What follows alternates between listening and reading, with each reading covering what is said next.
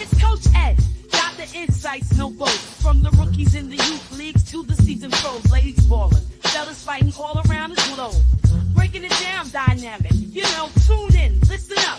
Don't wanna miss the flow. It's Coach Ed's Read and Attack, the sports show. From the courts to the field, he's got the stats. Dropping knowledge is where the real fans at. So stand up, get ready for the party. Wave your arms in the air, let's hear you say. Coach Ed, our mentor on the mic. Breaking down the game, every highlight. Analyzing plays, court the turfs alike. Youth leagues, college dreams, pro spotlight. Tackling the flats, defense or attack. He's got the vision, shows you where it's at. We grab the scoop, no stone left unturned. In Coach Ed's realm, the knowledge earned.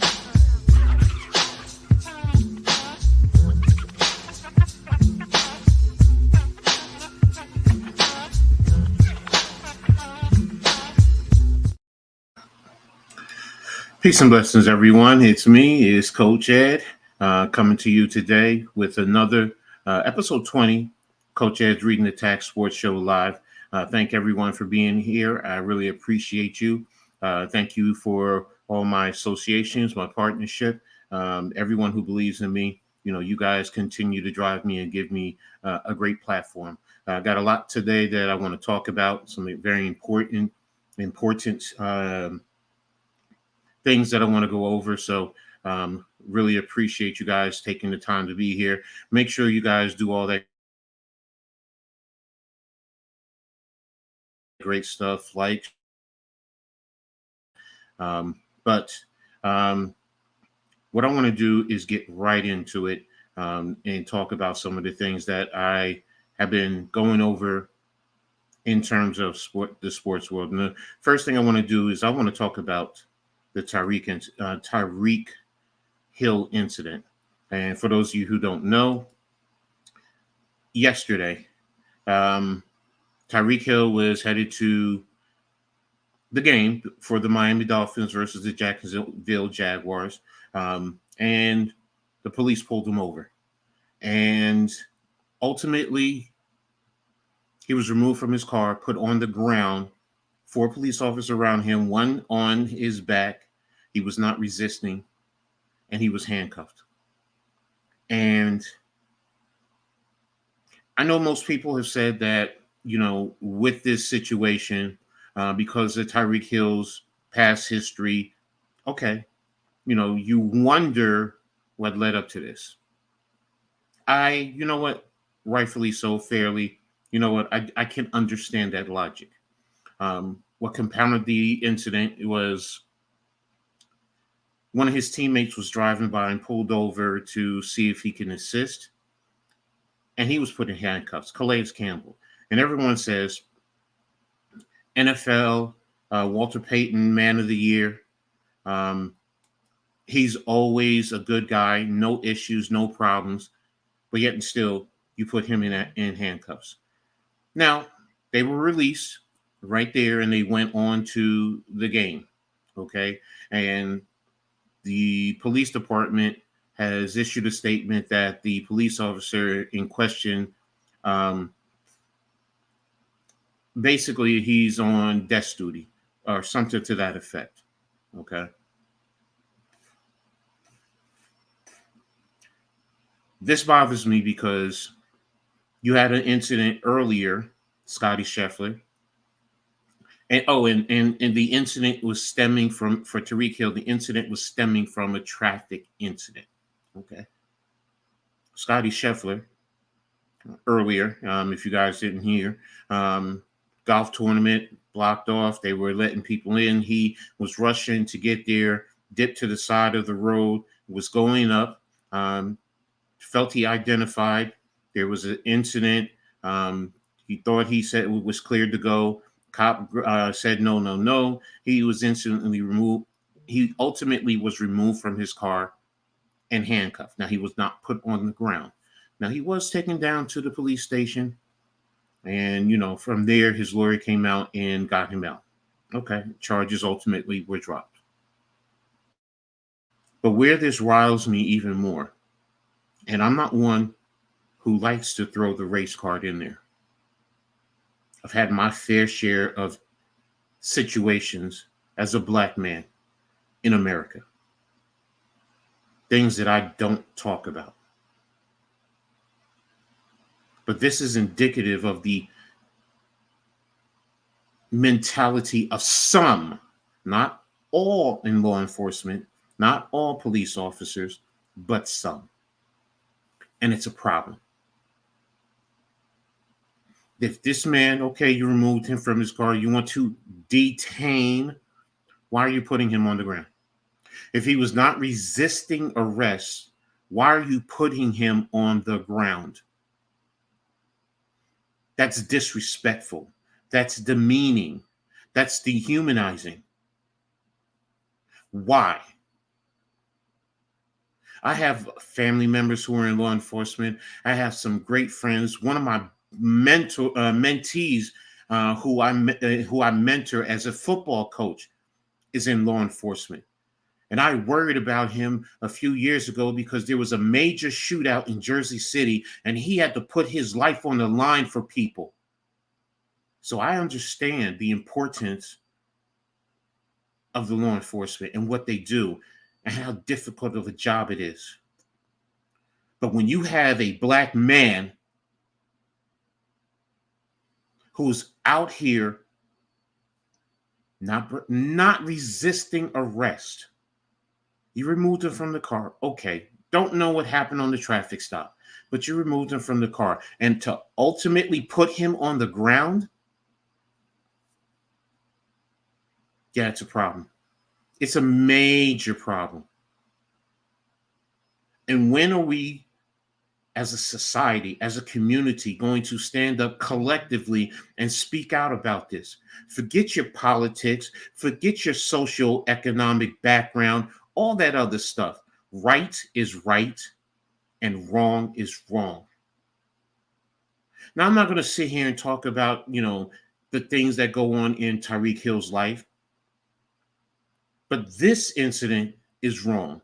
And then to compound it, you want to put Calais Campbell, who is a stand-up dude, in handcuffs because he's checking on his teammate. It's a problem. What's up, Steve? Thank you for tapping in. Yeah, you're right. It is getting more and more difficult every day. And you have certain cops, good cops, who are apprehensive, and I get it. But one bad apple spoils the whole barrel. You have a voice. I understand those of you who want to support the police. I support the police 1 billion% when you're doing your job right. When you're out here protecting people and putting your life on the line, yes, give them all your support. But when you got power-hungry, egotistical people, police officers, acting in this manner, every news media has said Tyreek Hill didn't do anything. He did not resist. Let me rephrase that. I don't know what happened to the traffic incident again, but he did not resist arrest. But you're still going to take him and put him on the ground. But yet and still, Scotty Scheffler at least had the courtesy to be handcuffed standing up. And you wonder why black people in America feel there's a major double standard and are apprehensive and are afraid at times of the police. When are we going to all stand up and fight for change, man? Because as this title that I put up here says, it is a life-changing mentality. Every time I'm in a car, whether I'm driving or riding, I hearken back to the incident that I've had to experience dealing with law enforcement. And I was never a problem person when it comes to that manner.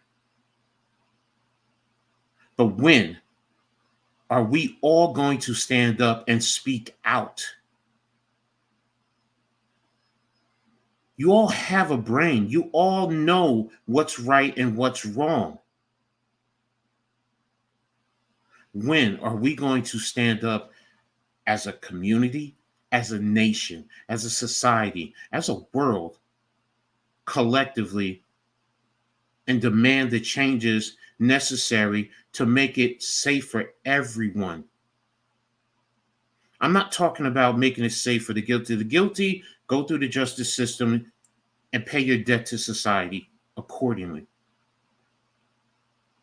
But a traffic stop, I don't care if there's words, if he called him a derogatory name. Some of you police officers, you need to stop power tripping, man. Because I hate it bothers me when people say I pay your salary. But ladies and officers, yeah, the public pays your salary. If the public wasn't paying taxes, you wouldn't have a job. That's the reality. Yes, crime would be out the wazoo, but the bottom line, stripping it all the way down, the people pay your salary. So at least give people respect. And if people are not respecting you, sometimes you have to understand why. Even if I get stopped, I'm always respectful to police. If I feel that there's some type of injustice, yes, I'm going to speak out. I'm going to question things, but I'm not going to put my life in danger, and I'm going to go through the court systems to handle it accordingly. But when you have people who do that to put someone on the ground, it's a problem. It's a major problem for me. And I'm tired of it. Ladies and gentlemen, I'm tired of it. 57 years and I've seen a lot. Some people, minorities who, you know what? They break the law. And I get it. It makes it difficult for some police to weigh the narrative. But this, first and foremost, you know who Tyreek Hill is. And if you didn't, there had to, out of the four of you, you all have to know who Tyreek Hill. If you run his plates, you get his information. In your computers that come up, you even see an image of him. There's no justifiable excuse for this, man. Now, if you want to get this cop training, you want to suspend him, you want to take away some of his pay, that's what I'm talking about. Now, I'm not saying fire the cop from this, because that doesn't do anything to help the situation. It just creates more animosity. But get the proper training.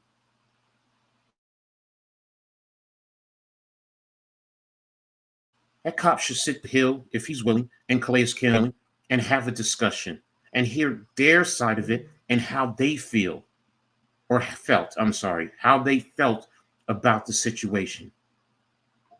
And hopefully we can move forward from this. Yes, Steve, you're right. And I agree with you. It doesn't help. It compounds the whole situation. But we got to start somewhere. We really do. Because if we just, well, it's a problem over here, so that justifies it's never going to get better, and it's going to create more issues and more problems, and innocent people are going to get hurt. So that was my take in reference to the Tyreek Hill incident. I'm going to move on to the next segment that I want to talk about. And it stems from in college, it stems from coaching. One area that I've dealt with 40 plus years. And this weekend, two incidents in terms of coaching that I have issues with. And I call it how not to coach. Thank you, Steve. I appreciate you, man. Deion Sanders and Brian Dable.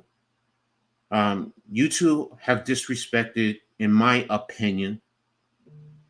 And again, ladies and gentlemen, this is my opinion. But they both have disrespected the coaching profession. Deion Sanders, what you're doing to Colorado, it was already a problem when you got there. And I understand you were trying to change it in R. But what you have done if shown people a level of favoritism, and you're building your program around two people and just or three if you want to include Shiloh to a certain extent, but you were given favoritism, taking favoritism to a new height. You were supposed to be brought in there to build up that program. And when I sat and I watched that and I streamed that or did a watch along for that Nebraska Colorado game. The first year I understood. I accepted the offensive line, the issues, everything. I get it. You're trying to strip it down and build it back up. Cool. I'm with you on that, Coach Sanders. I really am. That's the right way to go. Like you said, coming in, you're coming and you're bringing your brand of people, and every coach will do that, and that's fine. But you're in year two. I've heard that transfer portal. You attack the transfer portal probably more than other schools. I get it. Hey, you're trying to get up to a certain level. I understand what he's doing. I don't like it, and I get it. He was trying to get this program up to, what? I'm not going to say an elite level, but he was just trying to get it up to an average level through the transfer portal, because that's how you also can recruit and get a lot of these kids in. When you're losing, kids don't want to come, period. Case closed. Or the kids that do come, they're looking for a free education, to be brutally honest, which, I get it. That's fine. But you're not going to have the talent that you really need to compete at a high level. So I understood that. Totally understood that. What's up, Q Girl brother? Thank you. Yeah, we're seeing that, bro. We're seeing that, and it was despicable, man. But in terms of Coach Sanders, that offensive line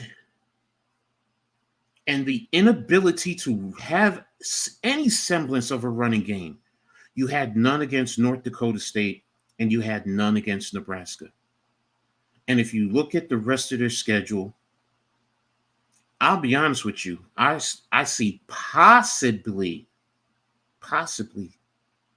3 wins. You had 4 last year, so that's a regression. I also see why kids are running out of there. Yes, you're, all the glitz and the glamour and all this and that and the PR and all that you're doing. Yes, I see what you're doing, but a lot of those kids, they come in and then they turn around and run out. That's a bad sign. That's not how you coach. That's not how you build up the program. And then how you address the media. They're your voice to the fans. Yes, some of them may ask some difficult questions. I get it. They may personalize it. You know what? You go to the editor of that journalist or that beat reporter, whoever it is, and you talk to them. Either get me another journalist or a reporter, please, because or let your PR department handle that. Everything right now is a strike against it, because Coach Prime, people want to see you. A lot of people want to see you fail, and you're giving them the ammunition to do it. And Brian Dable,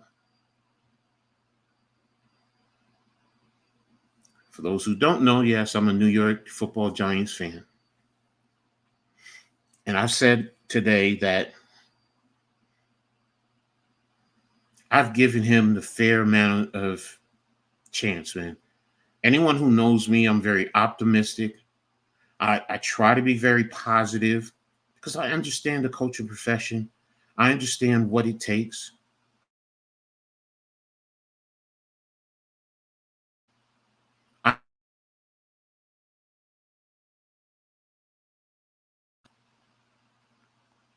You stripped Kafka of play calling for this. They did not look prepared. Yeah, Nimar. Dable, the play calling, the coaching, lack of adjustments, which is what I'm getting into, is atrocious, man. It is a complete atrocity. Um, Dable is just he's not it, man. You know, look, Daniel Jones, have your opinion on him. I get it. On the players, whatever players, like I have my, you know, I joke, that Evan Neal is my son, you know, but I see talent in him. But I am now questioning the true development of all these players. You know, this Brian Dable has been around Bill Belichick, been around Nick Saban. So he knows what it takes to build a winning program. He knows. There's no misunderstanding it. What's up, Deception Man? Thanks for being here. I appreciate you. Um, Again, everybody, you know the routine: like, subscribe, notify, share, all that good stuff. Appreciate you. But Brian Dable, to be the quote unquote boy wonder when he was coming in here as a coach, an offensive guru. Before I opened this up, I just opened up and I took a look at the first couple of plays, you know, the schematics. First play, some of the there was on the right side, the way that Minnesota attacked the blocks. Literally, if you looked at all the players who were receiving the blocks on the right side of the offensive line, they all did the same exact move to avoid the block, which stopped the running play for a minimal gain. But again, there was no adjustments, though. That's the thing. I'm watching the game late, and Brian Flores is putting the safeties at the linebacker level. You had no safeties deep. None. Any coach from Pop Warner to high school, junior high school, all levels of college, NAIA, Division III, Division II, FCS, FBS, they all know when they do that, you attack them deep right off the bat. I don't care if you two players deep, you attack that middle of the field to send a message to them. And Minnesota said, Brian Dable, we don't fear your offense. Let alone all the other things that they were doing. They weren't heavily blitzing like Flores likes to do.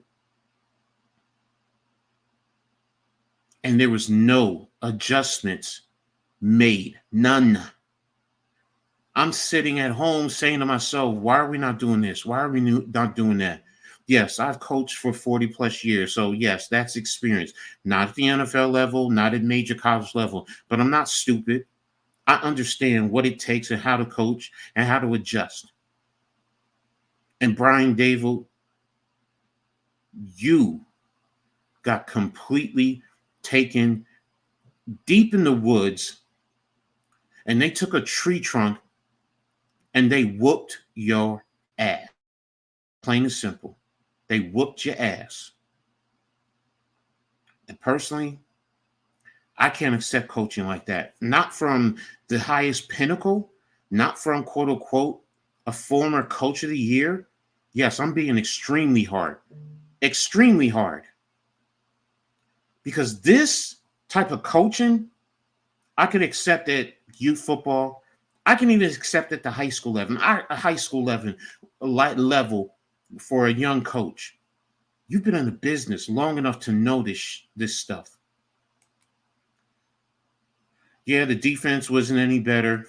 I was expecting a lot more. In my film study, I was expecting a lot of movement. I didn't see a lot of movement on the front line. I didn't see the stunts. I didn't see the twists. Nothing. I didn't see the tackle end twist or end tackle twist. I didn't even see the interior defensive line twist. I didn't see you slide the defensive line one way and have a linebacker or safety come off the edge that often. I think I saw a handful, maybe off of two hands of blitzes that Bowen showed. You played back so much, it was literally 7-on-7. But we expect, and what did Minnesota do? Eventually just take away Dexter Lawrence. Their tackles pretty much rode our edge around the horn. That's all they did. That's really all they did. They really didn't have to do much. There was no adjustments coming from the coaching staff collectively. And it is disgusting. It is disrespectful. It's disrespectful to the profession. It's disrespectful to the fans. You justify everything that everyone has been negative about this organization prior. You are justifying it. And Daniel Jones, his play was equally as atrocious. Now, if I give way in terms of percentage of culpability, I always give more to the coaches because the players are going to go out there and run what the coaches call. And if you don't allow them to adjust, they're going to just run the plays that you want. That's it. There are a lot of things that Daniel Jones did not do well, a lot of them. But same thing with the offensive line. The receivers weren't really getting open much. Defensively, the defensive backs were letting receivers for Minnesota go pitch and catch on them all day long. This was an atrocious weekend for two coaches that I have been keeping an eye on and was hoping, because I'll be honest, I was hoping Coach Prime can help to continue to he did elevate Colorado from 1 wins to 4 wins. So I was hoping maybe he can get to 6 wins and get to a bowl game, but he's not getting there. He's not getting there. He'll be lucky if he gets 3 wins. And he'll be lucky if he leads the program.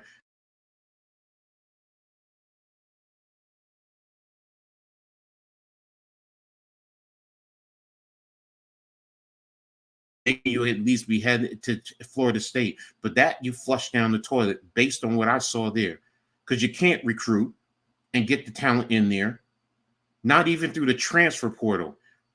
And then Dable, you're a joke of a coach. You are a joke of a coach. And if either one of you want my number, you can hit me. You can hit me, Skies Papa 72 on Twitter, and I'll get it to you. All my links, everything is in the description. Y'all can reach me. And don't have to be public. It can be a private conversation. I'm not about that. But I'll say the same thing I'm saying here to them, man to man. This is a joke, and it is disgusting, the level of coaching that I'm seeing, starting with these two. If I can have an opinion later on that Tanya Pierce not going for 4th and 1, 4 quarters rated on 16, this does not happen. You know what, Steve? I didn't see the game, so I can't speak too much of that. But based on what you just told me there, I need to see more. I need to know the time frame on the game. Where how much time was left on the clock in the 4th quarter. Where were they? Were they in the plus or the minus territory? Things of that. What personnel did they have in? Because if you don't have your big personnel, in 4th and 1, is it a true 4th and 1, or is it more 4th and a yard and a half? How were they playing during the course of the game? Was their running game as effective to allow them to get there? So, did they have, how many timeouts did they have? Again, that goes to how much time left on the clock. Did they have their 3 timeouts? So I get it. I understand where you're coming. I respect your opinion, where you're coming from. For me, I need more information to really, give an informed decision. So, so there you go. That's it. But I'm very, when it comes to game management, see, this is the thing, any players, will tell you that who has played for me. Down and distance is the first thing that I preach. I always talk about the down and distance. The down and distance is the key to a lot of things you're going to do offensively, or defensively, and how do you scout the opposition and the flow of the game. So again, I need more information, but hey, if it's, you are running the ball and he didn't go for it, yeah, but if not, I also try to attribute to, he's a young head coach. There's a lot. I've been there, I've been there. So thanks a lot, Steve. Appreciate that. So, but getting back to those two, Right now, I've said it earlier today. Maybe it's my emotions talking when it comes to Dable, but I'm done with him. Um, to be brutally honest, I want him gone. And I'm being hard. I'm being hard, but I don't usually talk like this when it comes to coaches because I understand the coaching profession. And maybe I'm wrong. Maybe he changes it around, and you know what? He creates a big pie and smashes it in my face, and it drips down all over the place. So, um, right now, Steve, I'm going to say yes because I haven't seen much. I've seen more being a hothead and his reaction and, sometimes the temperament in dealing with the media. First of all, you're in the New York market. It's going to be brutal here. The fan base is going to be brutal. We saw what they did to Daniel Jones yesterday leaving the stadium. Don't agree with that with the fans. You want to be in the stadium and boo? Yes. But to seek out him and attack him, verbally like that, you know what? You know what? Go to social media and voice your opinion, whatever the case may be. There's a lot of spaces out there on Twitter, X, however you categorize it.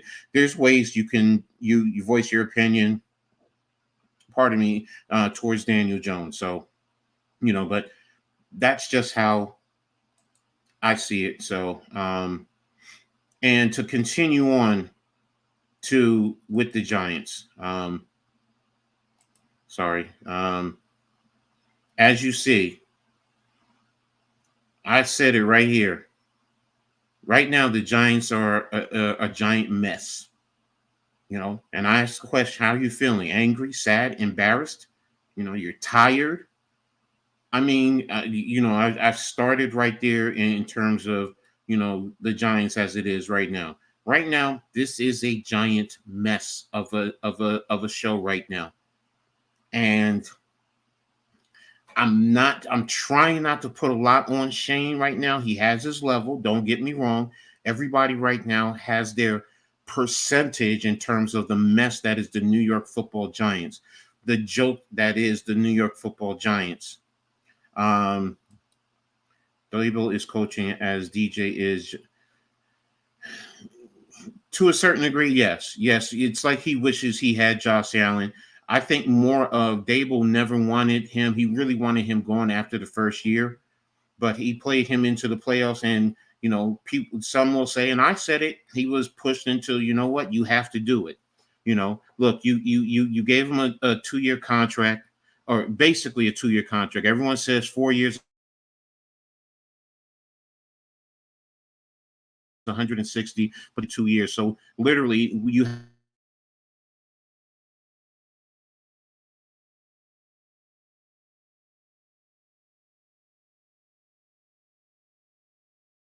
he's also lost his confidence.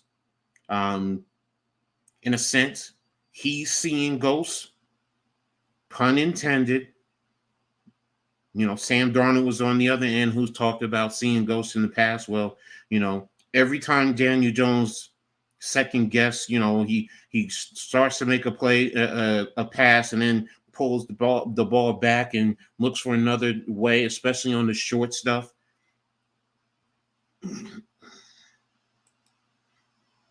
I do apologize, guys. I hope you guys can hear me now. Um, let me see. Am I still breaking up? Looks like everything is good. Um, okay, thank you. Appreciate it. Thanks, Steve. Um, but yeah, this organization, right, is a total mess. It's a complete mess, and I'm being nice when I say a giant mess. I know other fans have taken it to a lot higher level, and you know what? Everyone has their right to their opinion. Um, I'm disgusted right now. And a lot of it stems with Dable, because you're the head coach. You're the face of the organization. Um, what's up, Alex? No Metcalf for the final James to win or be. Hey, good point, Alex. They got to put it on. What's up, my brother NYG? Um, if you're around, let me know. I'll shoot you the link before I know you're doing the game tonight, so but if not, I mean, I'm right now. I'm talking about a giant mess, which this organization is. Because they literally are, as you saw in my last segment, in terms of how not to coach. Well, this continues with Ryan Dable. His coaching. What's up, Wells? Thanks for tapping in, brother. Kayvon, and you know what? Deception, yes, they all do. Every last player needs a reality check. But also the coaches, like you guys are right to attack the players. So I'm not discrediting that, but as a coach, I go after coaches hard. Um, Alex, yes, it does start with the ownership, but the ownership you can't change. So, that's why I'm not going after the owners. And, okay, he can strip everything right now. You're right. Strip everything. All right, so let's do it. I mean, Shane has this level of culpability. Namara does. Um, they all do. So I'm not sitting here saying, but I put a lot of the ownership on the coaches, especially the head coach. The head coach sets the foundation.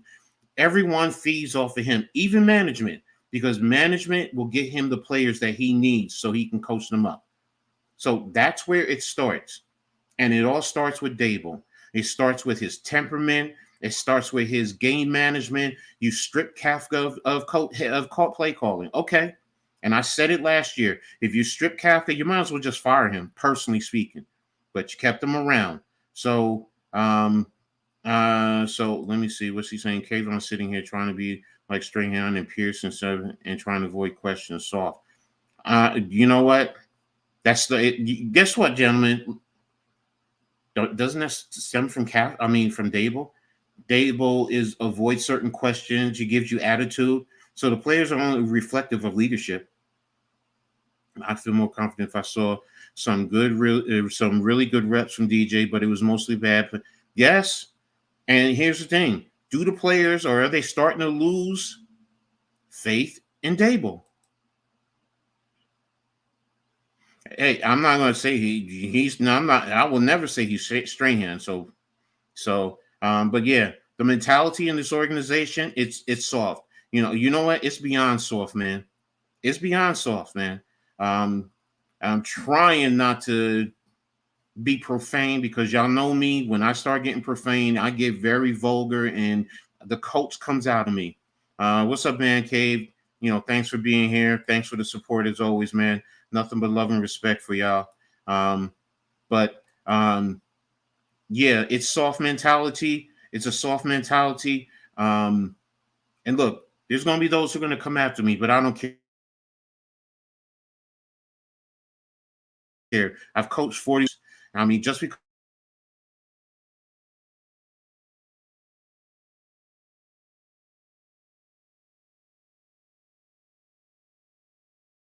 department. Where's the PR department that prepares you for this?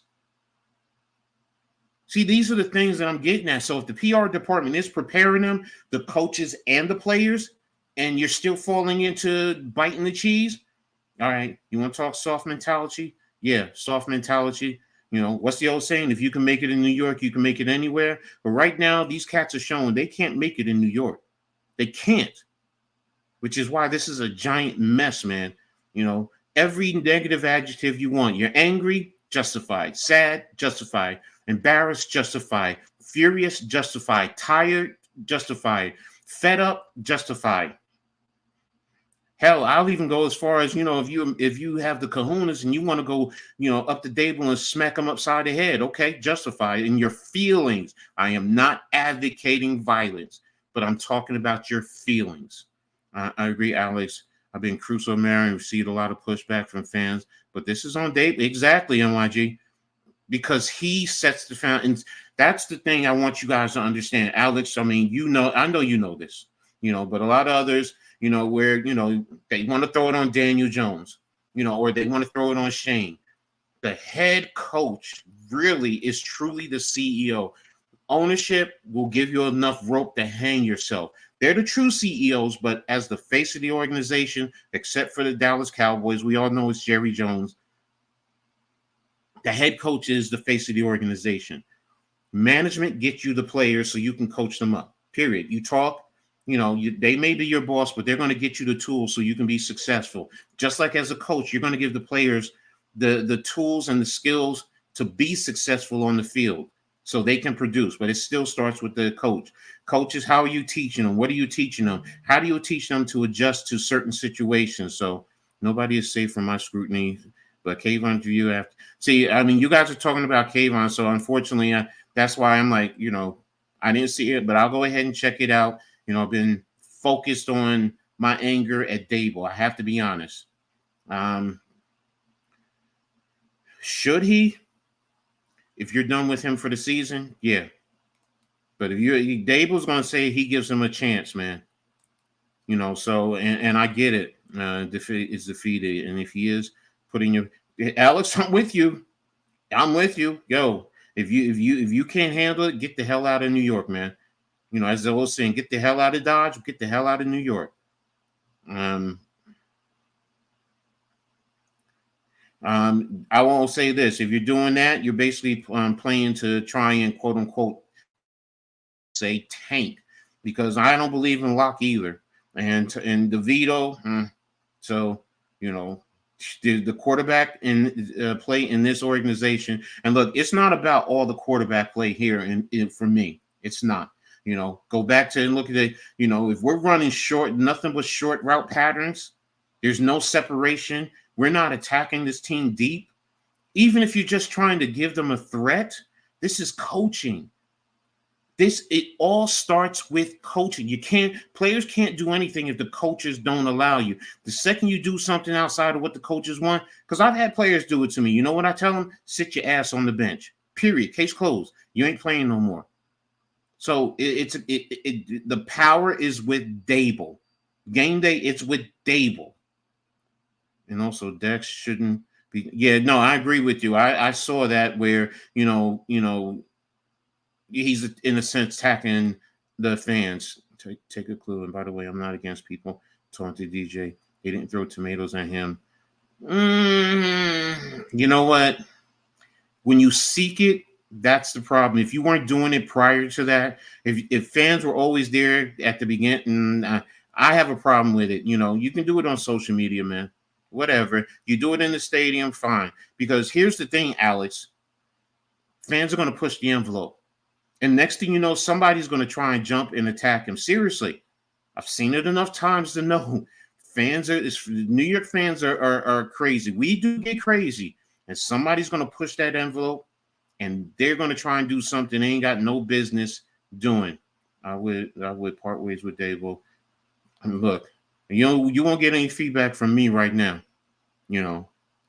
I'm done with Dable, basically. If he changes around and wins the Super Bowl, all right, I'm ready to stand there and take my punishment, throw eggs at me, throw pies in my face. I'm going to stand there and I'm going to take it like a man, because I'm saying this now on this platform. Well, you know what? I'm not afraid of being a big boy. Spoke on Tips post-game comments. He needs to man up. So, you know what? You guys really have me intrigued, so I really have to take a look. Dable ain't that dude. Yes, Jones is bad, but Dable never takes the blame. First of all, it was Wink, then character. Good point, NYG. Everyone else, well, according to Day, he said it starts with him. So I will give him, he did say it starts with him. Yeah, it starts with you, homeboy.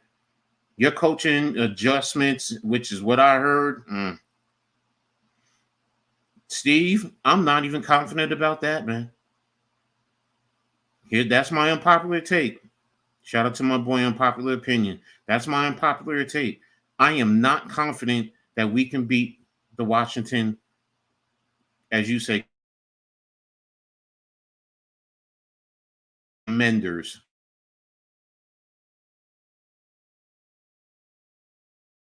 I'm not confident we can beat the Commanders, as you put it. You know what's my problem is, Coach? No beat writer was talking when Kenny Galladay was taunted in 20. Kenny Galladay was taunted after the game in the same format as Daniel Jones, because I never heard it. Because I would back that up. I would say the same thing now. So and I know you're talking about beat writers. So I'm talking about me. So ZJ, they send the guard. I'm talking about any players, and it's not just DJ.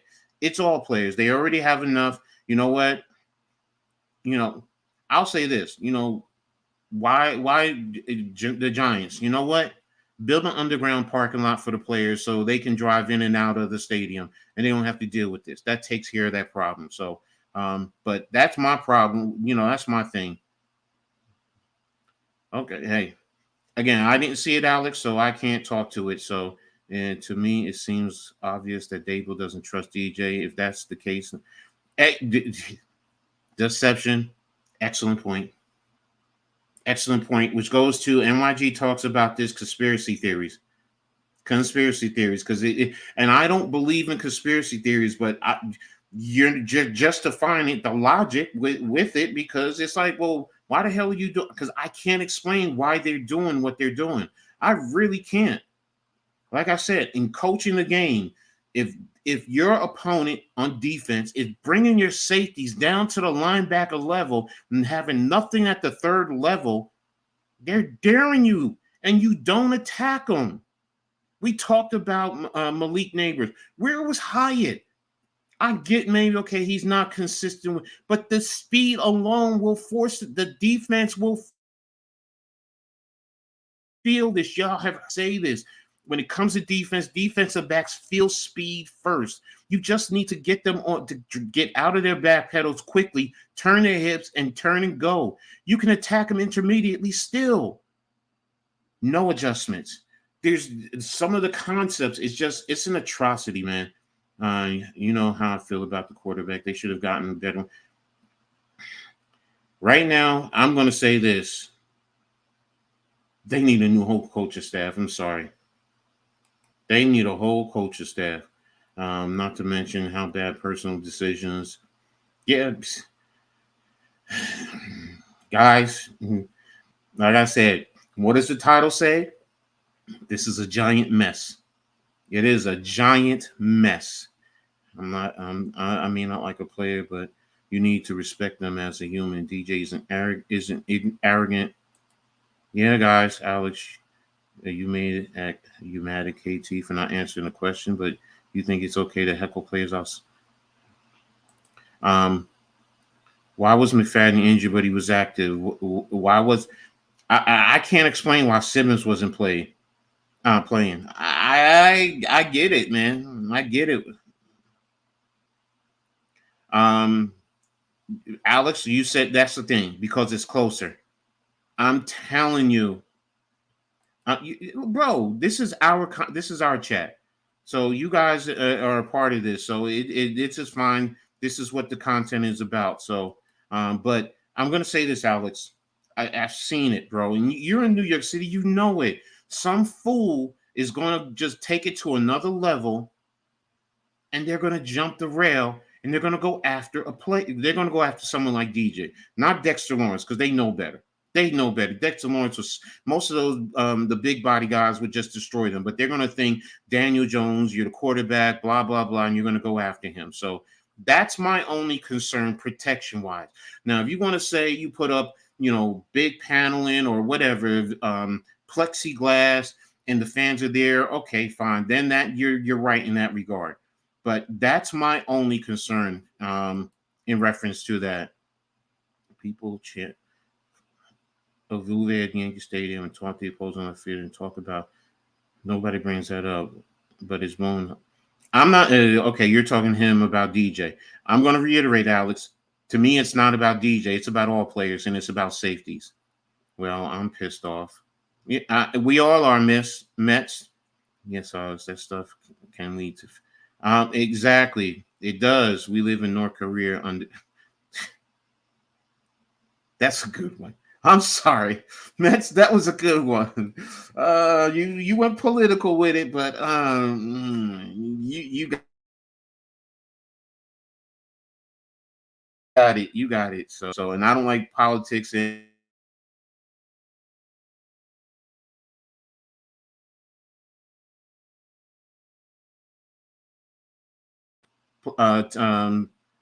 underground tunnel. There are other teams that have it so the players can get in and out. Yes, you're right. And we all can agree to that. Play better and this stuff won't happen.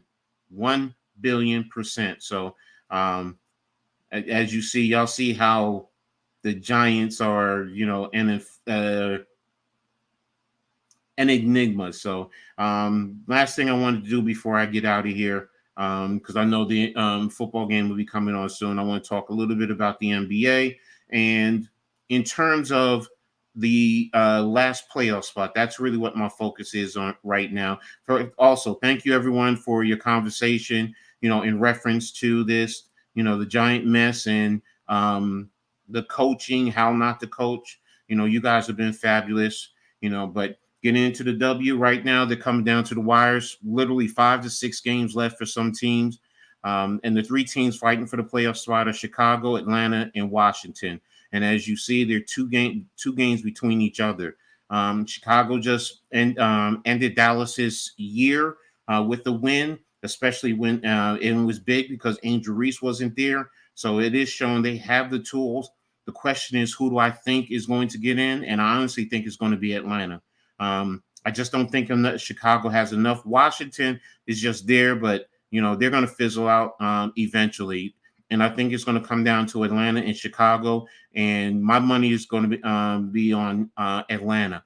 Atlanta, with Ryan Howard, Hillman, Tina Charles, they have a little bit more in terms of player abilities to get there. So right now, I'm putting my thought on. I'm sorry, you guys. Let me clear this out. Didn't realize I had this up blocking. Sorry, guys. There you go.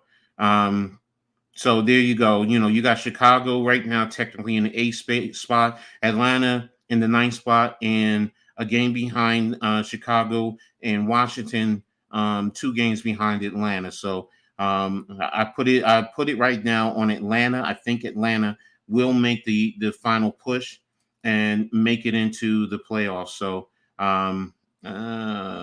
oops, sorry, let me close this. Alex, it's not about DJ, bro. This ain't right. If it's you guys are still talking storyline from an NBA channel called Awful Coaching. You basically, yeah. Wait, the last sentence. If a player beat up a fan. Oh, okay. DJ looks scared out there. So you guys go ahead, continue on. But yeah, in terms of the W, that's what I think is actually going to happen to finish out the season. I think Atlanta gets in, and they're going to end up playing New York.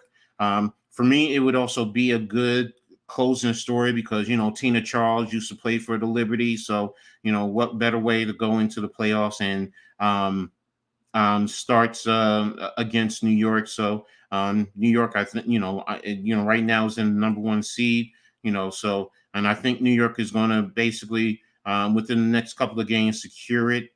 I think they have 2 games against Dallas and they have Minnesota after that. Then they have Atlanta and then Washington. So I think within the next, they're going to win at least 3 of the next 4 to end up securing the number 1 seed because they're literally 3 games over the Lynx right now. So they still have a tough one with the Lynx. Lynx have had their number all year. Connecticut, is in the 4th spot. They can still catch up, but I don't think they can catch New York.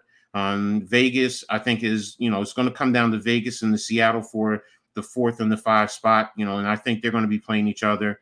Indiana, is doing a good job. They're playing well. So I think they're I don't want to say they're comfortable, but they're close to securing that number 6 spot. So, and then Phoenix right now is the only other one that's secured their playoff spot. So that's how I look at it in terms of the WNBA, in terms of their positioning for the playoffs. So if you guys have your thoughts, definitely put it out there.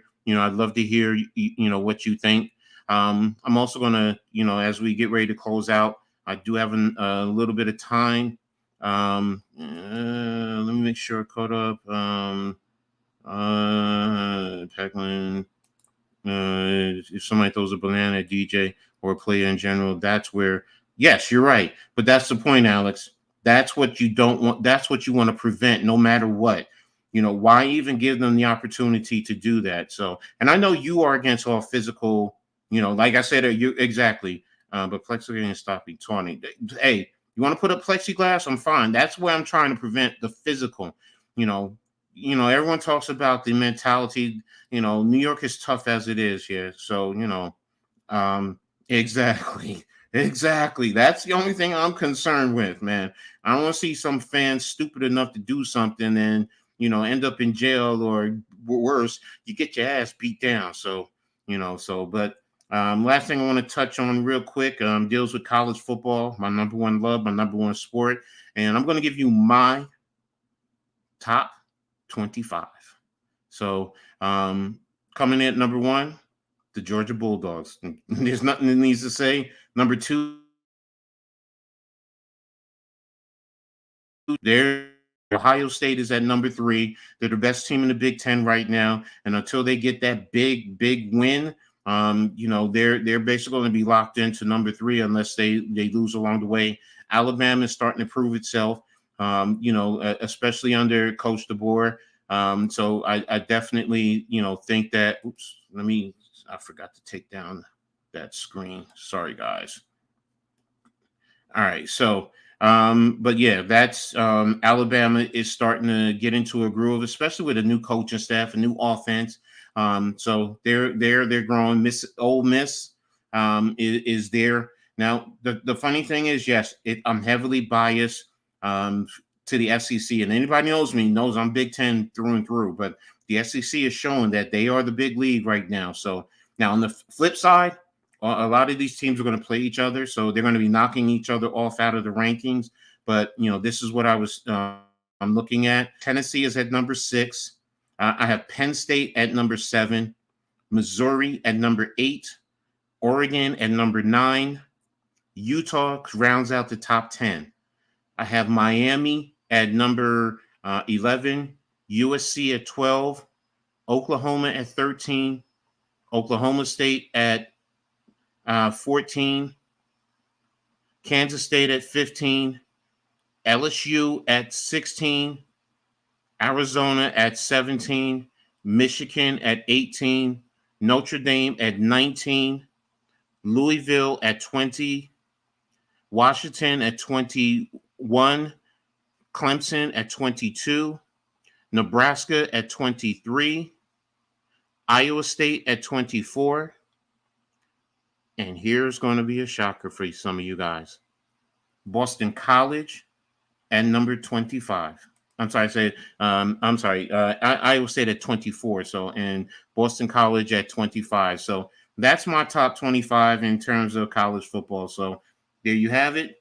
Go ahead, rip it apart, have fun with it. So, and as the immortal Stephen A will say, but it's fluid. It's fluid. It's going to change as the season goes along. So, but I want to thank everyone for being here. Peace, Iman. Iman, thanks for being here. Nothing but love and respect. We're about ready to get out of here because I know everyone's going to get ready to go over and watch the Jets game. Alex, great contributions today. Thank you, brother. NYG, always nothing but love and respect, bro. Deception, Mets, some great comments. I love that. I love the this one. So I have to admit that I got to chuckle out of that. Nimar, man, I appreciate you, brother. Always, man. Thank you for always being here. Bookends, thank you for being here and contributing, man. Steve, you were at the beginning, so you've been here. So Man Cave, brother, always good job. Keep doing your thing. Tyrone Hall, thank you for being in here, contributing to some great conversations today on this Reading Attack Live.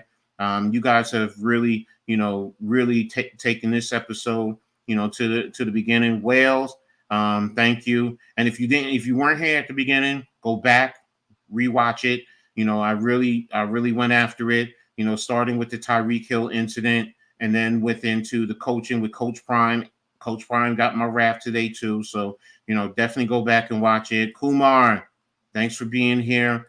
Q Burrow, brother, thank you for being here. Daniel Burry, as always, you're always one of the first ones in here. So thank you to everyone. I appreciate you all. To all my sponsors, to the Big Blue Crew Sports Network, the Hardcore Sports Network. You guys give me a to get my information out there. So thank you. Make sure everyone subscribes to everyone, hits notification, shares, likes on all the platforms so it can continue to grow. So, but with that being said, you'll catch me around.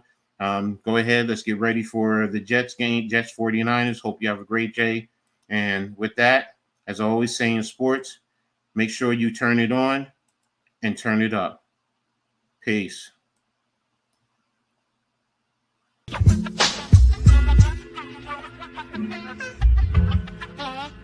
Yo, it's Coach Ed. Got the insights, no votes. From the rookies in the youth leagues to the seasoned pros, ladies balling, fellas fighting all around the globe. Breaking it down, dynamic. Tune in, listen up. Don't wanna miss the flow. It's Coach Ed Reed and Attack the Sports Show. From the courts to the field, he's got the stats. Dropping knowledge is where the real fans at. So stand up, get ready for the party. Wave your arms in the air, let's hear you say. Coach Ed, our mentor on the mic. Breaking down the game, every highlight. Analyzing plays, court the turf the like. Youth leagues, college dreams, pro spotlight. Tackling the flats, defense or attack. He's got the vision, shows you where it's at. We grab the scoop, no stone left unturned. In Coach Ed's realm, the knowledge earned.